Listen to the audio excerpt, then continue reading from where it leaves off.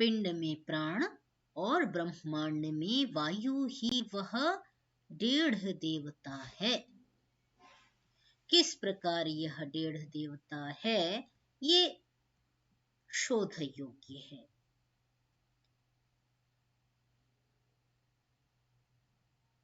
आगे यहीं से चलना था, उच्चारण कर लीजिए और फिर हम इसका व्याख्यान भी देखेंगे। यहाँ से उच्चारण संभवतः नहीं हुआ है, तो जो साथी उचित समझे वो उच्चारण कर ले।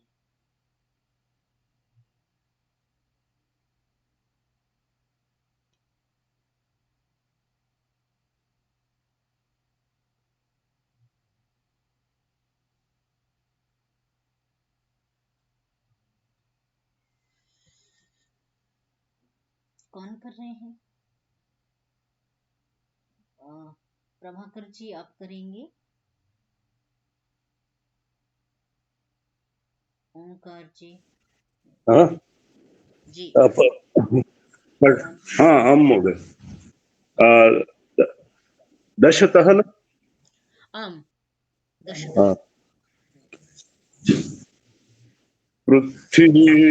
पृथ्वीवेव यस्यायत नमग्निलोको मनो ज्योतिर्यो वै तं पुरुषं विद्यात् सर्वस्यात्मनः पराय स वै वेदिता स्यात् याज्ञवल्क्य वेदवाहं तं पुरुषं सर्वस्यात्मनः परायणं यमात्य य यवाय शारीरः पुरुषः स एष वदै साकल्य तस्य का देवत्यत्य मृतमिति होवाच। महोदय हाँ अग्रे अग्रेसारितम। क्षम्यतां अधिकमेव। काम एव यस्या यतन हृदयं लोको मनो ज्योतिर्यो वै तं पुरुषं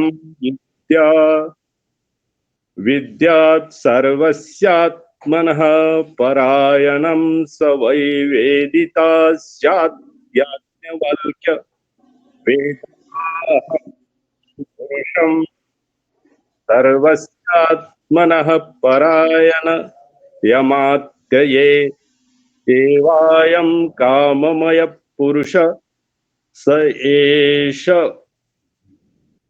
वदैव शाकल्य तस्य का देवतेति श्रिय इति होवाच। जी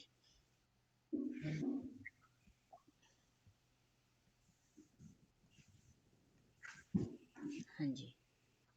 इतोपि द्वादश रूपान्नेव यस्यायतन चक्षुर्लोको मनो ज्योतिर्यो वै तं पुरुष विद्यात् सर्वस्यात्मनः परायणं स वै वेदिता स्यात् याज्ञवल्क्य वेदवाहं तं पुरुषं सर्वस्यात्मनः परायणं यमात्यय यवास्वादित्ये पुरुषः स एष वदैव शाकल्य तस्य का देवतेति सत्यमिति होवाच।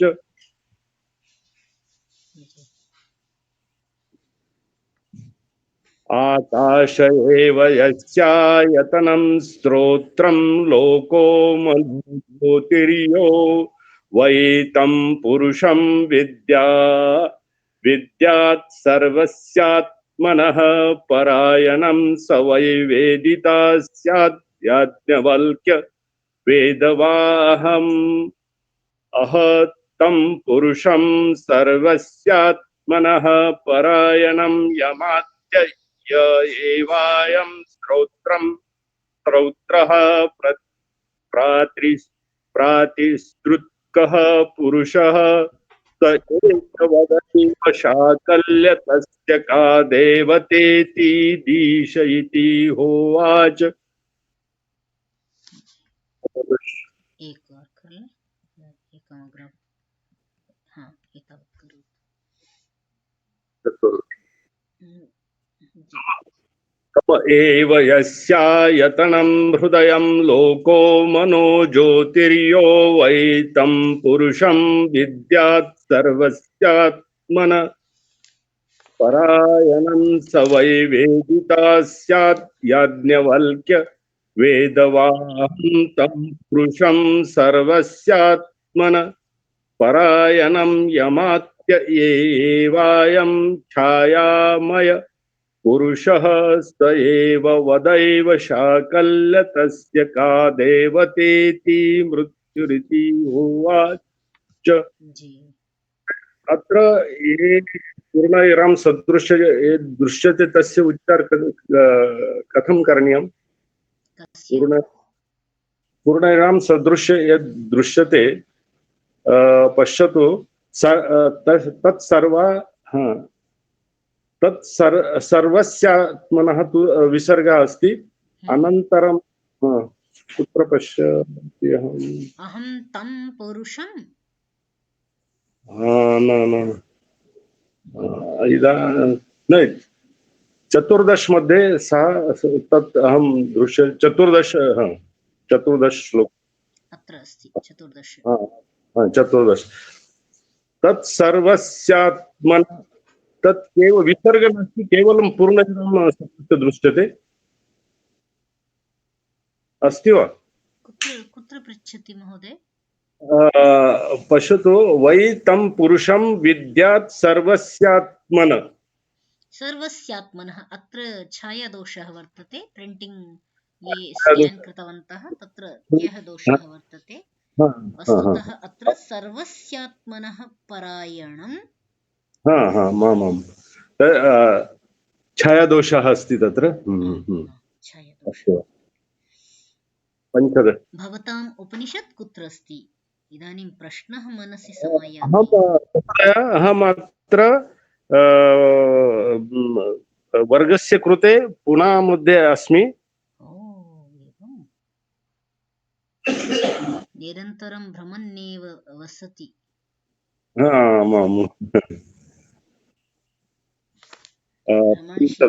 भ्रमणशीलः यायावरः अस्ति। अभ्यासार्थम् अत्र आगच्छामि। बहु शोभनं, शोभनमस्ति। संस्कृतस्य अभ्यासार्थम्। आमां, निरन्तरं वदनेनापि तस्य अभ्यासः भविष्यत्येव।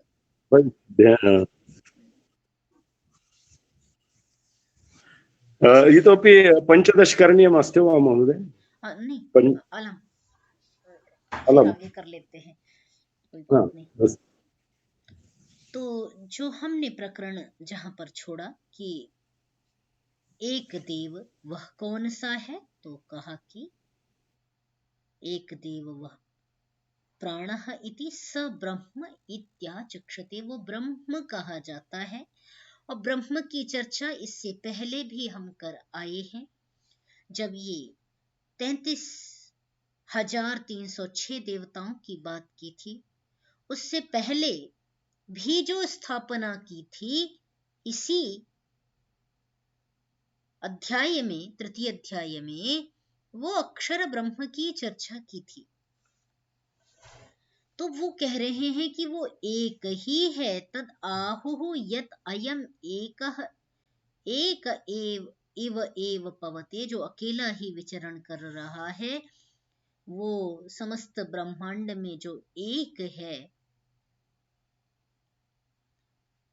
तो वह जो है वो एक देव, वह ब्रह्म कहा जाता है। अभी गार्गी के संदर्भ में, गार्गी के संवाद में हमने वह बात देखी थी। पुनः विदग्ध शाकल्य का इस प्रकार प्रतिप्रश्न करना अपनी विद्वत्ता सिद्ध करने हेतु नहीं है, अपितु विद्वानों के मन में जो प्रश्न उप प्रश्न चलते रह रहे हैं, उन प्रश्नों के समाधान हेतु, जिज्ञासा हेतु इन प्रश्नों को पुनः विदग्ध शाकल्य ने रखा और याज्ञवल्क्य भी समस्त विद्वानों को संतुष्ट करने हेतु जो सभा में विराजे हुए हैं, उन सबके मन में जो जो शंकाएं हैं उनको निर्मूल करने हेतु प्रवृत्त हुए हैं। तो जो ब्रह्म है और अक्षर ब्रह्म है, उसके संदर्भ में चल रहा है पृथ्वी एव यस्य आयतनम।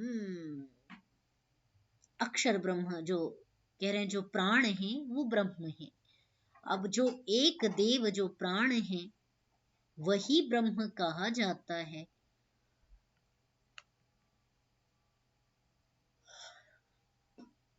तो उसके उस पर संदेह व्यक्त करते हुए विदग्ध शाकल्य प्रश्न कर रहे हैं और याज्ञवल्क्य उसका उत्तर दे रहे हैं। क्या कहा शाकल्य ने कि तुम भाई पृथ्वी जिसका आयतन है, जिस ब्रह्म का आयतन घर विस्तार जो है, माने जिसमें वो रहता है, जैसा हमने अभी पहले अध्ययन किया था कि उसका शरीर है, पृथ्वी उसका शरीर है, द्यौ उसका शरीर है ना, अंतरिक्ष उसका शरीर है, आकाश उसका शरीर है। तो कहा जो पृथ्वी है उसका आयतन है, उसका घर है, निवास स्थान है, आधार है। तो पृथ्वी जिसका आधार है, अग्नि लोकः मनः ज्योतिः यह वै तम पुरुषम विद्यात्। कहा उस लोक की प्रतिष्ठा जो है उसमें अग्नि जो है, अग्नि ही लोकः, अग्नि उसको दर्शन कराने वाली है, उस लोक में स्थिति बनाने वाली है। लोक शब्द यहां कैसे बना? लोच्छ्री दर्शने से। तो जब धातु में लोचन कहा जा रहा हो, दर्शन कहा जा रहा हो, तो वो लोकः, लोचते इति लोकः। तो इस प्रकार अग्नि जहां का देवता है, अग्नि जहां पर स्थायित्व प्राप्त करती है, वो पृथ्वी लोक है। तो पृथ्वी की प्रतिष्ठा अग्नि है, अतः दोनों के लिए कहा कि पृथ्वी ही जिसका आधार है और अग्नि उसका क्या है? प्रकट का साधन है, या उसकी जो आधार कहा गया, उस आधार में अग्नि, चूंकि जब तक अग्नि नहीं है तो भोजन इत्यादि का पाक नहीं होता। चाहे बाहर ले लें, चाहे पिंड में ले लें, ब्रह्मांड में देखें तो अग्नि से पाक होता है, जो लौकिक अग्नि है, और जो पिंड है वो जठराग्नि के माध्यम से भोजन में रसों का निर्माण होता है, जो अन्न ग्रहण किया होता है। मनः ज्योति ही, और मन तत्व जो है वो ज्योति है। जो इन तीनों में, जो ये आयतन पृथ्वी है जिसमें प्राणी का निवास है, उसका देह भी पृथ्वी है, उसके अंदर अग्निलोक है, मन ज्योति है, ज्योतिष्मान मन है। जो पुरुष, यह वै तम पुरुषम विद्या, जो इस पुरी में रहने वाले जीवात्मा और परमात्मा दोनों को जानता है, जो इन दोनों को विद्यात जान लेवे, सर्वस्य आत्मनः परायणम, वो समस्त जीवों के आत्मा को जानने वाला होता है। परायणम, परा अयनम परायणम, जो सब जीवों में उसका ही दर्शन करता है, जो एक देव है। समस्त देवों को समेटते हुए कहा कि वो एक ही देव सब जीवों में, पृथ्वी जो उसका शरीर है, अग्नि जो उसका प्रकटन करने वाली है, उसमें रहने वाला जो मन है, जहाँ प्रकाश होता है, मन से ही ब्रह्मपुर का रास्ता, मार्ग उद्घाटित होता है। इसीलिए शास्त्रों को कहना पड़ा जितम जगत केन, तो कहा मनो ही ये न, केनोपनिषद में वचन आया था ये। तो जगत को किसने जीता, माने किसने उसमें प्रकाश प्राप्त किया, जिसने अपने मन को विजय प्राप्त की, और मन की विजय प्राप्त कर ली तो ब्रह्मपुर की ओर प्रस्थान कर गया। अतः मन क्या है, ज्योतिष पुंज है, ज्योतिष पुंज है। ठीक है, तो उसको ही सभी जीवों का, सभी आत्मना, समस्त आत्माओं का आधार स्वीकार करे। सह वै वेदिता स्यात्, वह ही जो सब जीवों में उसका दर्शन करता है, वह ही वेदिता, ब्रह्म को जानने वाला होगा। सह वै वेदिता स्यात्, वह ब्रह्मवेत्ता होगा। तो क्या तुम ब्रह्मवेत्ता हो? तुमने जो ये अपनी स्थापना कर दी कि मैं ब्रह्मिष्ठ हूं, तो क्या तुम निश्चय से ब्रह्मवेत्ता हो? और यदि तुम ब्रह्मवेत्ता अपने को कहते हो, तो क्या तुम पृथ्वी का आयतन, अग्नि, मन, इनको जानते हो? यदि तुम इनको जानते हो तो निश्चय से तुम ब्रह्म को जानते हो। इनको जानने वाला ही ब्रह्म को जान सकता है। तम पुरुषम सर्वस्य आत्मनः परायणम, क्योंकि वही जो पुरुष है, जो पुरी में शयन करता है, इस नगर में वास करता है, निवास करने वाला है, वही सबका परायणम, परायण है ना, परलोक की ओर गति करने का मार्ग है।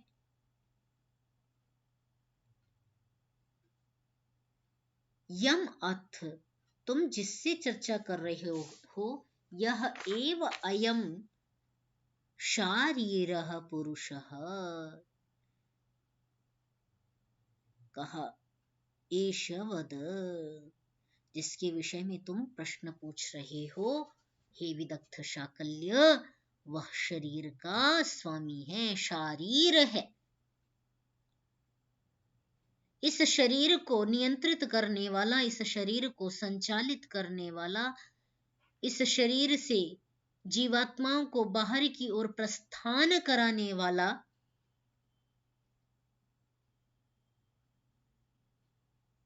ये तीनों ही कार्य वो ब्रह्म ही कराता है। इसीलिए कहा सह एषः वद। अब इसके बारे में कहो, वो जो शारीरः पुरुष है, क्या तुम उसको जानते हो? तो नहीं, उसी का उत्तर दे रहे हैं कि वो शारीरः पुरुष, वो शरीर में रहने वाला ब्रह्म है, और यही उसका तुम्हारे प्रश्न का उत्तर है। शाकल्य तस्य का देवता, उस शाकल्य बताओ उसका देवता कौन है? ऐसा नहीं, ऐसा शाकल्य ने पूछा, उसने प्रश्न किया। ठीक है, पहले वाले जो हमने चर्चा की, शारीरः पुरुषः एषः वदश एव शाकल्य, ऊपर की ओर शाकल्य संबोधन चला जाएगा। फिर नीचे का हम देखेंगे, तस्य का देवता। पुनः प्रश्न किया, जो पृथ्वी में रहने वाला, जो जिसका शरीर पृथ्वी है, उसका देवता कौन है? उस ब्रह्म का, जो इस प्रकार वाला ब्रह्म है, उसका देवता कौन है? तो कहा कि जो पुरुष रूप से इस ब्रह्म, इस समस्त सृष्टि में, इस पृथ्वी पर विराज करके परोपकार एवं पुण्य के कार्यों में प्रवृत्त होता है, सन्मार्ग की ओर गति करता है, उस पुरुष का स्त्री ही देवता हैं। स्त्रियां ही, बहुवचन में कहा, स्त्रियां ही देवता हैं। बहुत गंभीर रहस्य की ओर इंगित कर रहे हैं। हमारे इन शास्त्रों में बराबर का अधिकार स्त्रियों को दिया जाता है। इसकी चर्चा मैं पहले भी कर चुकी हूँ। गार्गी के जो प्रश्न हैं, जो ब्रह्मस्तरीय गार्गी के प्रश्न चल रहे हैं, उनकी स्थिति बताती है कि हमारे वैदिक समाज में, वैदिक युग में महिलाओं की स्थिति अत्यंत उच्च स्तरीय थी। और यहां भी आप देख रहे हैं कि जो पुरुष, जो इस संसार की समस्त गतिविधियों को संचालित करने वाला है, उसका देवता स्त्री को कहा।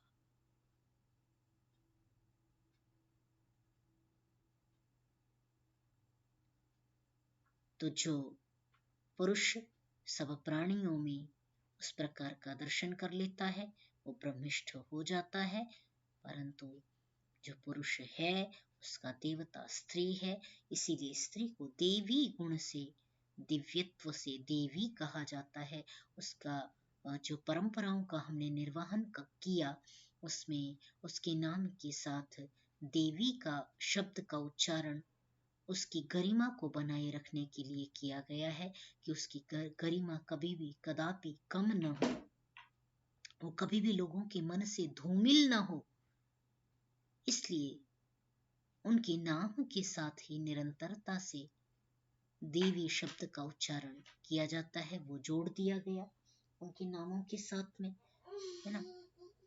और इसीलिए मनु महाराज इतना सुंदर चिंतन रखते हैं ना। इसीलिए वो यत्र नार्यस्तु पूज्यन्ते की बात करते हैं।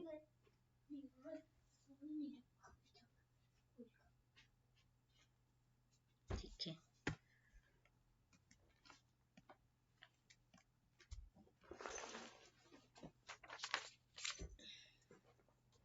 ठीक है, आगे देखें। काम एव यस्य आयतनम। फिर प्रश्न किया कि भाई, यदि तुम ऐसा कहते हो कि भाई मैं उस ब्रह्म को जानने वाला हूं, यदि तुम यह स्थापना करते हो, तो हे याज्ञवल्क्य, उसका उत्तर दो। किसका उत्तर दो? तो कहा कि काम एव यस्य, यस्य ब्रह्मणः, जिस ब्रह्म का काम ही आयतन है, आधार है। हृदयम लोकः, हृदय लोक है, मन ज्योति है। यो वै तं पुरुषं विद्यात् सर्वस्य आत्मनः परायणं स वै वेदिता स्यात् याज्ञवल्क्य। वही वेदिता, वही उसका जानने वाला जाना जाएगा। किसका? तो कहा जो उस पुरुष को सब प्राणियों में इस प्रकार जाने कि वह सबका परम धाम है, सर्वस्य आत्मनः परायणम, सभी आत्माओं का आधार है। काम का आश्रय लेकर के ही कि मैं बहुरूप हो जाऊं, उसने समस्त ब्रह्मांड की रचना की। काम जब प्रवृत्त हुआ, तभी उसने कामना की कि मैं सृष्टि को बना दूं, और उसने फिर वैसा चिंतन किया और अन्वीक्षण करके, पूर्ण ईक्षण करके परम पिता परमात्मा ने उन प्राणियों की रचना की।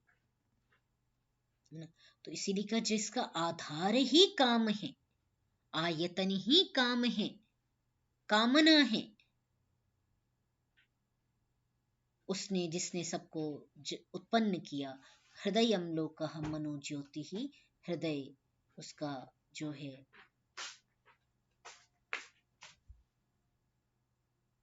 मन रूपी ज्योति से जो हृदय के संसार में बैठा हुआ है, उसका दर्शन कर रहा है, वह उसको जो जानता है वही ब्रह्मवेत्ता है।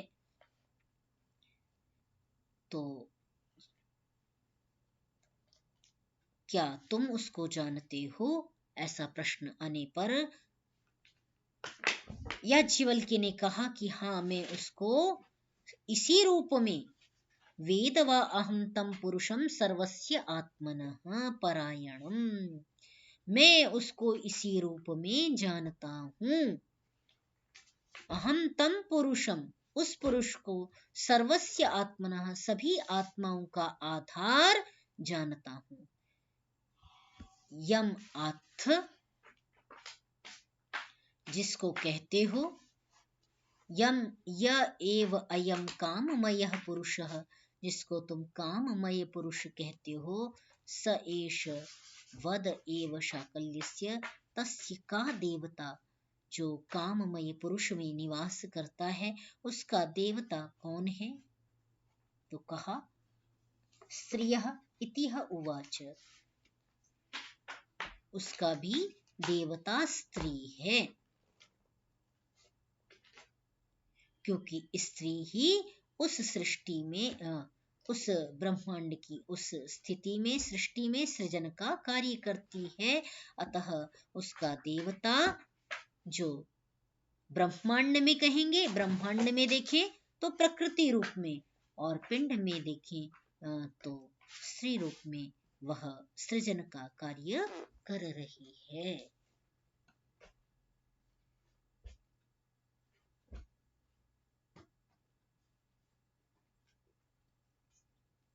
विदग्ध ने फिर प्रश्न किया, क्या तुम उसको जानते हो जिसका रूप ही आश्रय है, जो समस्त सभी जीवों का आधार है? चक्षुर्लोकः, जो चक्षु के रूप में प्रकाशित होता है, लोचन होता है, दृश्यमान होता है। मनोज्योति ही, मन जिसकी ज्योति है, प्रकाश करने वाली है, क्या तुम उस पुरुष को जानते हो? हे याज्ञवल्क्य, उसका कथन करो। तो याज्ञवल्क्य ने कहा कि हाँ, मैं उसको भी जानता हूं, जो सभी प्राणियों का आधार है, आश्रय स्थान है, जिसको कहते हैं कि यह एव असौ आदित्य पुरुषः, जिसके लिए कहते हैं कि ब्रह्मांड में जो आदित्य है, प्रकाश करने वाला है, वह पिंड में चक्षु रूप में प्रकाशित हो रहा है। यह एव असौ आदित्य पुरुष, जो आदित्य में दिखाई पड़ने वाला पुरुष है, वही पिंड में चक्षु रूप से प्रकाशित होता है, और वही समस्त रूपों में, जो भी आंखों से देखे जाने वाले रूप हैं, उनमें वह विद्यमान होता है। तो जो ब्रह्मवेत्ता है, वो रूपों का दर्शन नहीं करता, अपितु रूप रूपी ये जो आयतन है, जिसमें वो रूप विद्यमान है, उन सब पदार्थों में उसका ही दर्शन करता है। क्यों लगातार शोर?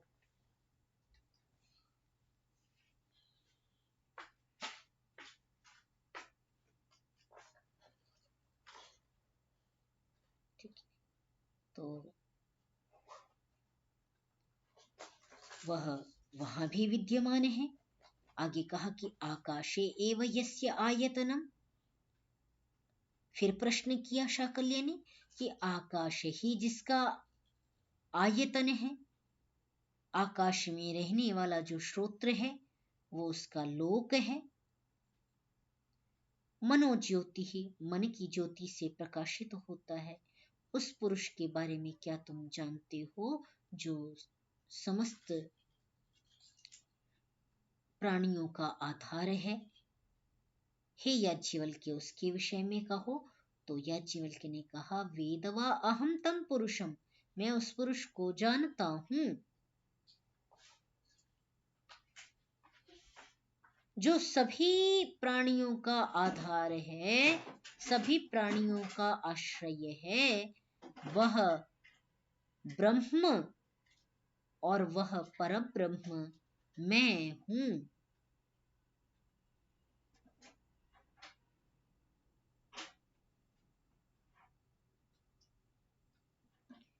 कहा कि अच्छा, तो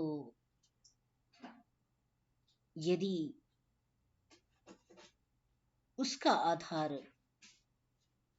वह शक्ति है, वह परमात्मा है, वह ब्रह्म है, तो हे याज्ञवल्क्य कहो, तस्य का देवता, उसका देवता कौन है? तो कहा सत्यम इति ह उवाच, जो कुछ भी सत्य में होने वाला है।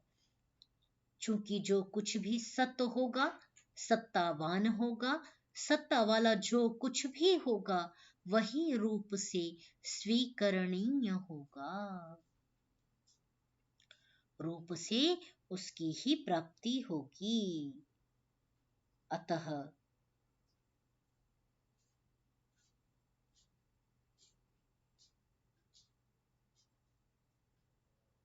जो रूप में रहने वाला देवता है, चक्षु में रहने वाला जो देवता है, वो सत्य है, सत्य है। ठीक है।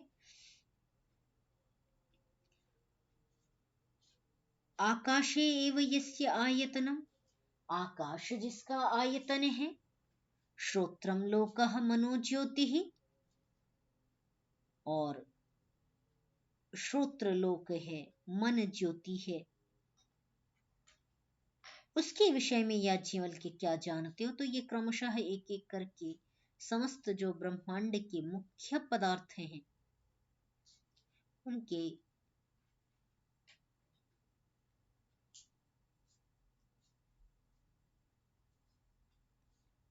उन सब में, उन सब का आधार बिंदु वह ब्रह्म जो एक देवता गिनाया जा रहा है, वह एक देवता ही सबका आधार है। यम अर्थ जिसको कहते हैं श्रोत्रः प्रातिश्रुतकः।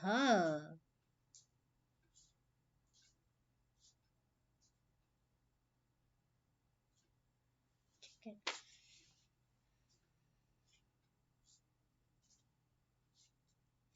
तो पहले प्रश्न कर लिया कि जो आकाश में रहने वाला, आकाश जिसका घर है, समस्त आकाश में व्याप्त जो ब्रह्म है, उसको तुम जानते हो?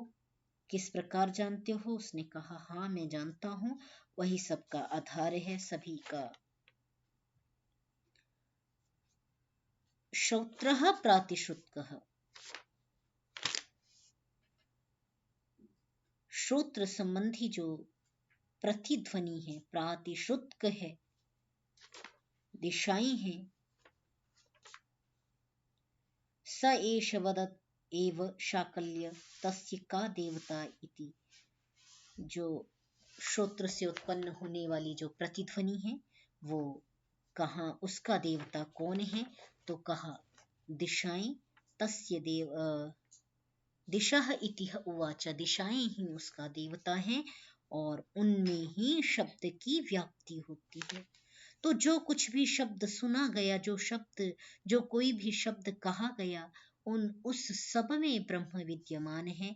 इसी प्रकार तम के संदर्भ में कहा कि जो तम है उसके बारे में कहो कि भाई तम क्या है, तो उसके बारे में उत्तर देते हुए याज्ञवल्क्य कह रहे हैं कि भाई सबका जो आधार है वह पुरुष, छायामय पुरुषः, छाया रूप में रहता है।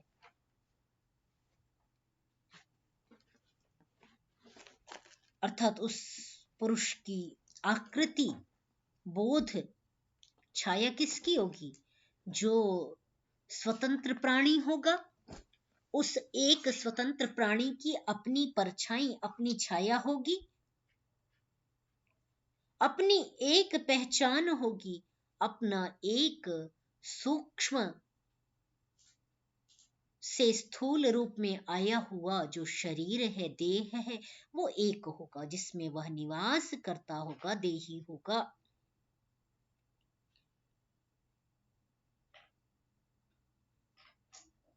तो जब तक उसमें आत्मा रहता है तब तक वह शरीरवान छायावान पुरुष दृश्यमान होता है। तो कहा कि उस छाया पुरुष का देवता कौन है? कहा मृत्यु हो, उसका देवता मृत्यु है। क्योंकि जो शरीर में जिसने शरीर धारण किया, जो शरीर में आया है, उसका मृत्यु निश्चित है।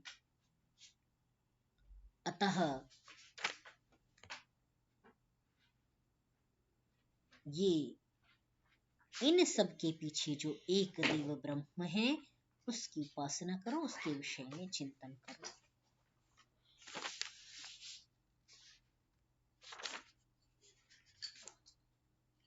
कर लीजिए, इसके आगे का उच्चारण कर लो।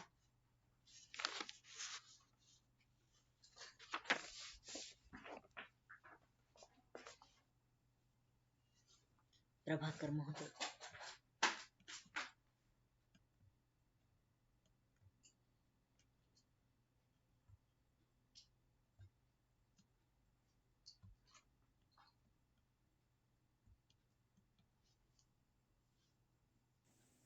अहं प्रयत्नं करोमि वा भगिनि? हाँ। अस्तु।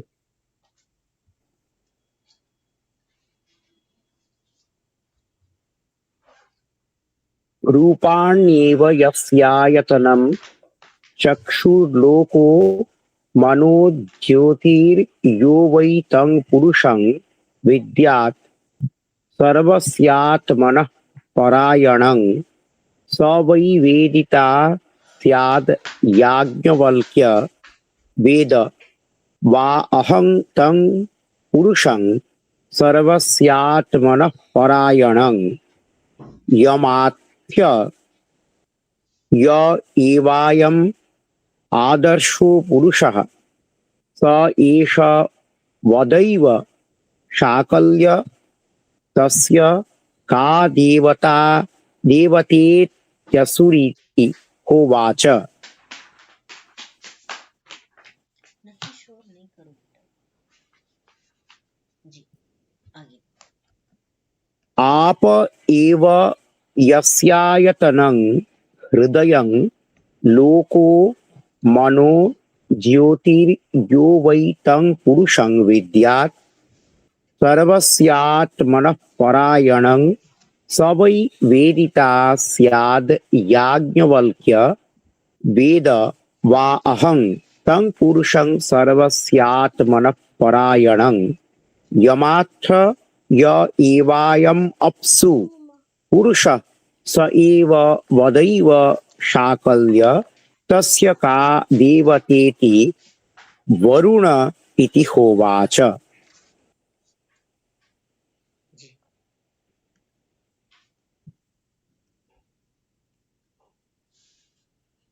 रेत एव यस्यायतनं हृदयं लोको मनो ज्योतिर्यो वै तं पुरुषं विद्यात् सर्वस्यात्मनः परायणं स वै वेदिता स्याद् याज्ञवल्क्य वेद वा अहं तं पुरुषं सर्वस्यात्मनः परायणं यमात्थ य एवायं पुत्रमयः पुरुषः स एष वदैव शाकल्य तस्य का देवतेति प्रजापतिरिति होवाच।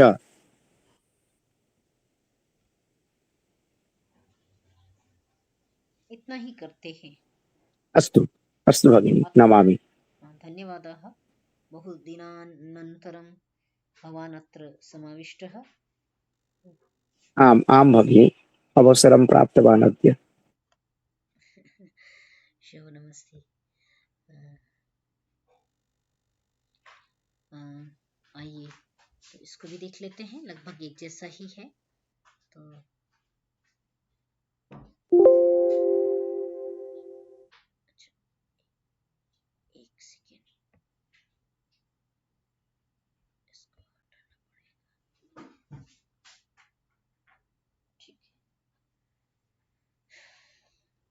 तो ये भी वैसे ही है। देखें कि रूपाणी एव, रूप जो है,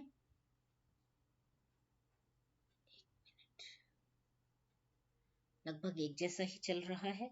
तो फिर कहा कि भाई जिसका रूप ही जिसका शरीर है, आधार है, नेत्र, आंखें जिसकी, चक्षु जो है, जो दृष्टि है, वो जिसका लोक है, साधन है, और मन जो है प्रकाश का, प्रकाश है, ज्योति है, ज्योति पुंज है। क्या तुम उस को जानते हो जो, जिससे तुम्हें ब्रह्मवेत्ता, जो तुम कह रहे हो कि मैं ब्रह्मवेत्ता हूं, तो वही ब्रह्मवेत्ता कहा जाता है जो इसको जानता है। क्या तुम इसको जानते हो?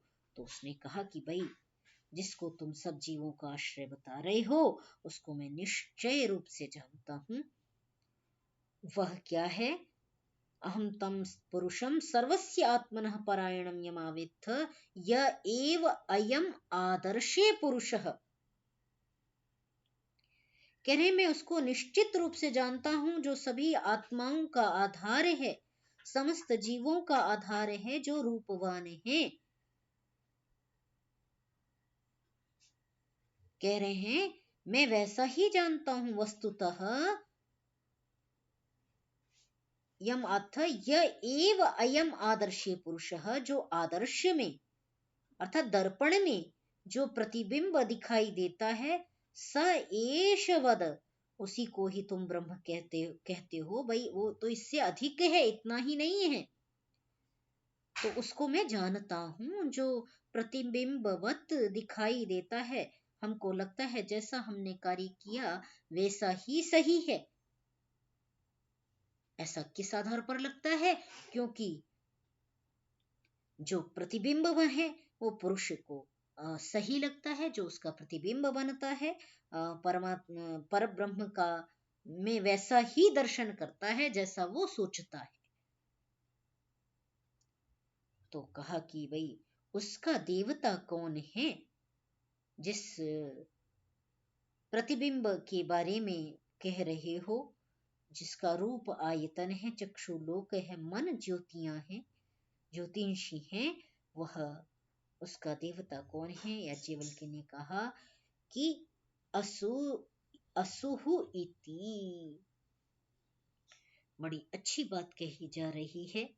और ये जो प्रकरण चल रहा है, इससे लोक में उत्पन्न बहुत सारी भ्रांतियों का निराकरण होता है। उसको ही असु कहते हैं और इसी से पद बनता है असुर। असुर पद जो बनता है वो इसी से बनता है। असून रक्षतीति असुरः, असुओं की रक्षा करने वाला असुर है। जबकि लोक में इसका अर्थ बहुत दिग्भ्रमित रूप से व्याप्त है। लोग इस संदर्भ में अत्यंत दिग्भ्रमित होते हैं। तो असुओं को की जो रक्षा करता है वो असुर होता है। यहां पर जैसा संदर्भ चल रहा है कि असु ही वह प्राण देव है, असु ही वह देवता है जो जब तक रहता है तब तक प्रतिबिंब बनता है, तब तक मृत्यु दूर रहती है, तब तक ही व्यक्ति मैं मेरा का संदर्भ व्यवहार संपन्न कर पाता है। तो इस प्रकार वो ही असुओं का असु है, प्राणों का भी प्राण है। जो इस देह में विराजमान हो रहा है वो असुओं का स्वामी है। इसी प्रकार जल के संदर्भ में कहा कि जल जिसका शरीर है वो, क्या तुम उसको जानते हो? तो कहा हाँ मैं उसको जानता हूं जो सबका आधार है। जल जिसका शरीर है, हृदय जिसका लोचन है, मन ज्योति है। माने हृदय लोक में बैठ करके समस्त जल तत्व पर ध्यान केंद्रित करके मन को प्रकाशित करके जल का ये समस्त उपयोग जो जानता है वही उस ब्रह्म को यथार्थ में जानता है। ठीक है, थोड़ा सा गंभीरता है यहां पर। पृथ्वी, जल, अंतरिक्ष, आकाश,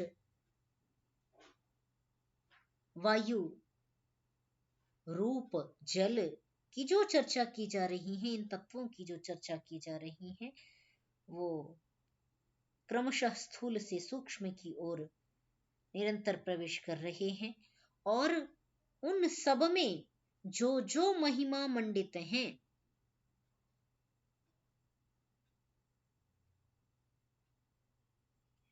उन सब के पीछे जो शक्ति कार्य कर रही है उसके विषय में यहां पर विचार किया जा रहा है।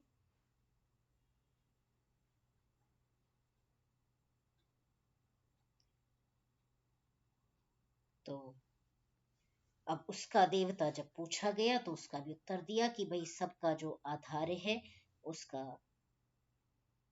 जो जलों में रहने वाला जो पुरुष है, उसका शरीर जिसका जल है उसमें रहने वाला जो पुरुष है, शयन करने वाला, उसमें निवास करने वाला, उसमें विद्यमान रहने वाला जो पुरुष है, उसके विषय में कहा जाता है। उसके विषय में जब प्रश्न किया तो कहा कि उसका देवता वरुण है। वरुण देवता ही अंतरिक्षस्थ जलों का प्रतिनिधित्व करते हैं, उनका मार्गदर्शन करते हैं, उनकी निर्देशन में ही जल पृथ्वी की ओर फूट पड़ते हैं और पृथ्वी पर बह जाते हैं। तो वह जो वरुण देव है वही इस जल का आयतन है। उस वरुण का भी जो वरुण देव है, वरणीय है, स्वीकरणीय है, वह दैनिक यज्ञ आदि के माध्यम से उन देवों को समृद्ध किया जाता है। इसी प्रकार, अच्छा आज तो समय अधिक हो गया, मैंने देखा ही नहीं। आज के लिए इतना ही करेंगे, समय पूर्ण हुआ।